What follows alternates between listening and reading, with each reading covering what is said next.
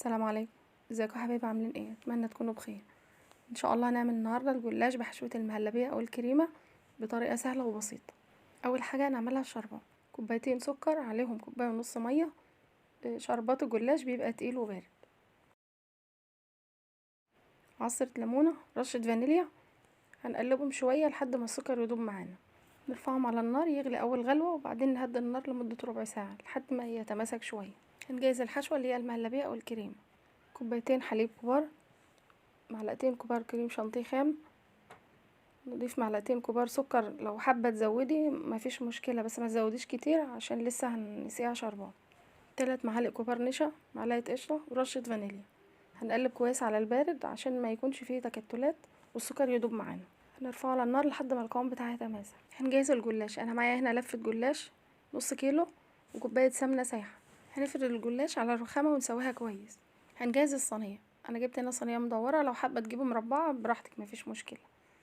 هحطها فوق الجلاش واشيل الزيادات اللي حواليها، والزيادات دي مش هنرميها، هنستخدمها في النص ان شاء الله. اللهم صل وسلم وبارك على سيدنا محمد وعلى اله وصحبه اجمعين. اذكروا الله.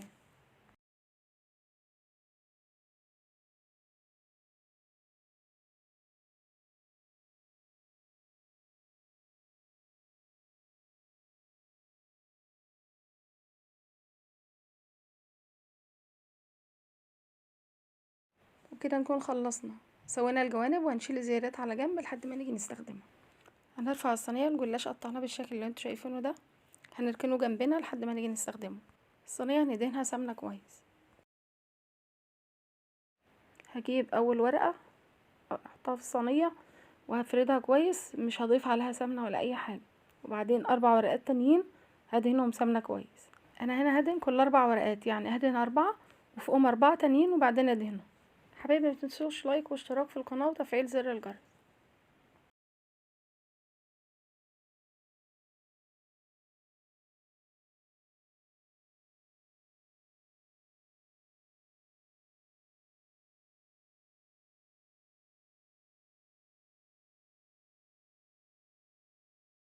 وبكده وصلنا لنص الكمية.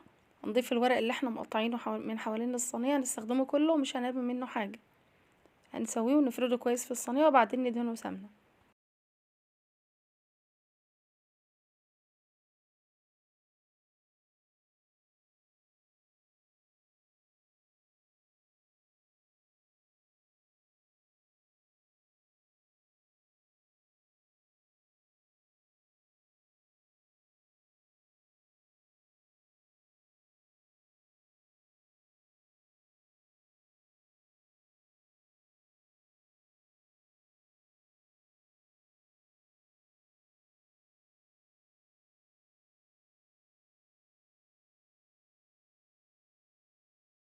وهنزل بخليط المهلبية على الجلاش. بسم الله ما شاء الله، القوام كريمي متماسك وناعم جدا. هنفردها كويس في الصينية ونبعد الحشوة عن الجوانب عشان ما تتحرقش وقت التسوية وتلزق في الصينية. هنضيف طبق من الجلاش فوق الخليط ونضغط عليها من الجوانب بحيث ان احنا نقفلها كده من الجوانب عشان توصل لبعضها. هنضيف فوقها 4 ورقات وهندهنهم سمنة كويس، وهكذا لحد ما نخلص الخليط. هنضيف 4 وندهنهم 4 وندهنهم لحد ما نخلص الجلاش كله.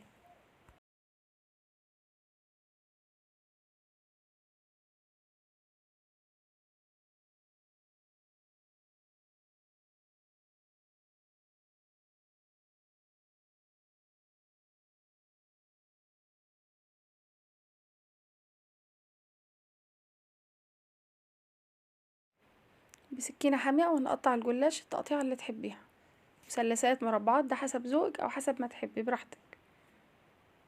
انا هنا هقطعها مثلثات.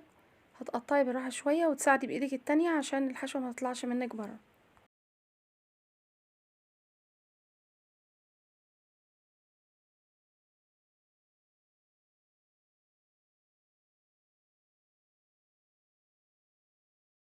هنضيف بقى السمنه، هنفردها على الجلاش ونوزعها على الفتحات اللي احنا عاملينها، وان شاء الله هيطلع مورق ومقرمش معاكي باذن الله.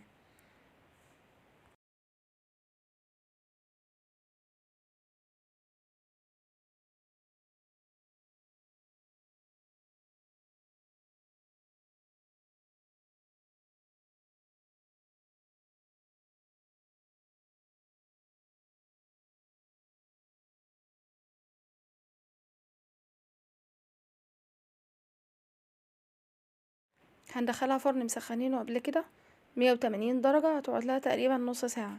بعد ما نخرجها وهي سخنة هنسقيها بالشربات اللي مجهزينه ونسيبها تبرد تقريبا نص ساعة عشان الحشوة تكون متماسكة، وبكده تكون بردت وجاهزة معانا للتقطيع. هنقطعها ونزينها، والتزيين ده حسب رغبتك، ممكن جوز هند، ممكن فول سوداني، ممكن فستق. لو مش متوفر عندك مفيش مشكلة، مش لازم.